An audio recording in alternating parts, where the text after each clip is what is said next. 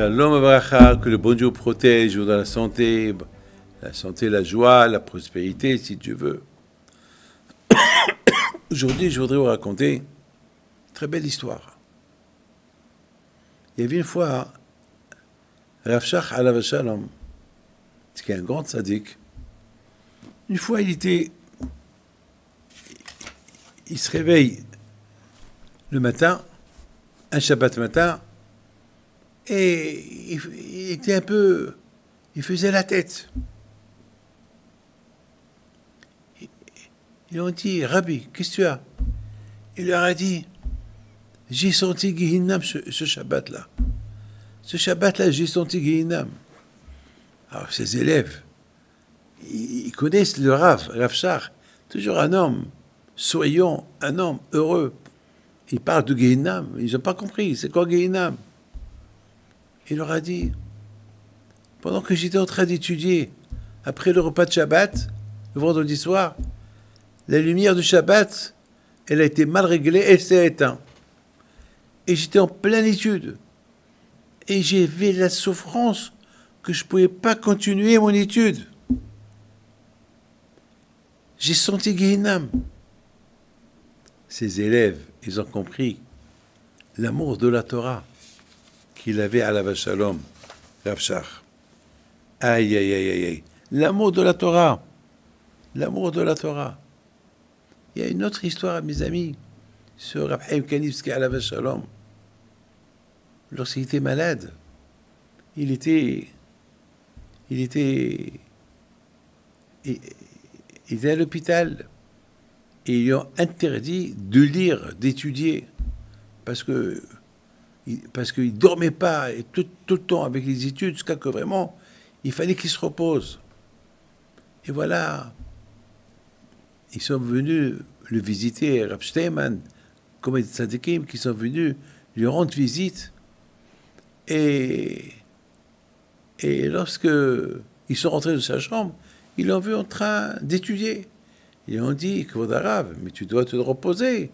Tu n'as pas le droit d'étudier. Il faut que tu te reposes. Qu'est-ce qu'il leur dit? Il leur dit, malheureusement, j'ai beaucoup de dettes. Alors, Rav Steinman, il regarde le fils de Rav Chaim Kanivsky. Quoi, ton papa, il a des dettes? Mais comment? Vous l'avez laissé avec les dettes? Et quelle dette il a? On peut l'aider.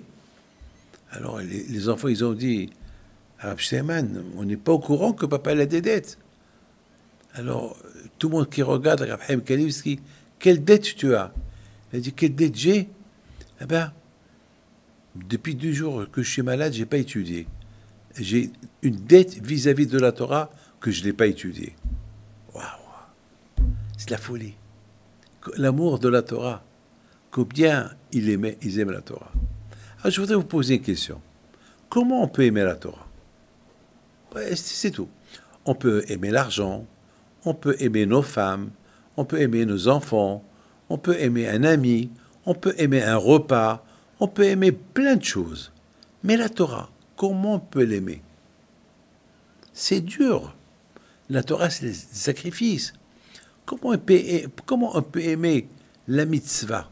Comment on peut aimer? Comment? Mais c'est une question que je vous pose. Si vous avez une réponse. L'amour, on peut la trouver de partout. Mais comment on peut aimer la Torah? Comment une femme, elle va aimer être séparée de son mari pendant 2 semaines, 3 semaines, lorsqu'elle est nida?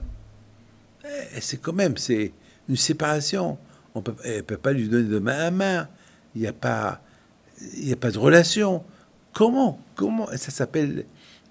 Comment on peut aimer le Shabbat alors que le Shabbat, on perd de l'argent le Shabbat. On ne peut pas prendre la voiture, on ne peut pas allumer la lumière. Comment on peut aimer le Shabbat? Et pourtant, comment? Mes amis, qui aime les médicaments? Personne n'aime les médicaments. Personne ne les aime. Mais lorsqu'on a besoin de les prendre, eh bien on les aime. Pourquoi? Parce que sans médicaments, on ne peut pas vivre. Mes amis, moi je prends 8 médicaments par jour. Et je remercie Hachem que je prends ces médicaments. Parce que sans ces médicaments, je mets ma vie en danger. Mes amis, on a en point commun le Yetzirah. C'est le Yetzirah qui veut nous détruire. Et la seule chose qu'on peut se protéger de lui, c'est la Torah. On veut tous Gan Eden. On veut tous le paradis. On veut tous être proches d'Hachem. On croit tout en Hachem. Alors, le seul moyen pour avoir accès à Gan Eden, avoir accès au paradis, avoir accès à être proche d'Hachem, c'est la Torah. Mettez ça dans la tête. C'est le respect des mitzvot. Et c'est comme ça qu'on peut aimer Hachem. Lorsque je vais au cimetière et je vois tous ces morts-là, et je dis où ils sont? Ils sont quelque part. Mais quelque part où? On ne sait pas. On ne sait pas où ils sont. Mais tout ce que je peux vous dire, c'est certain, ceux qui ont respecté la Torah et les mitzvot, ils sont à Gan Eden.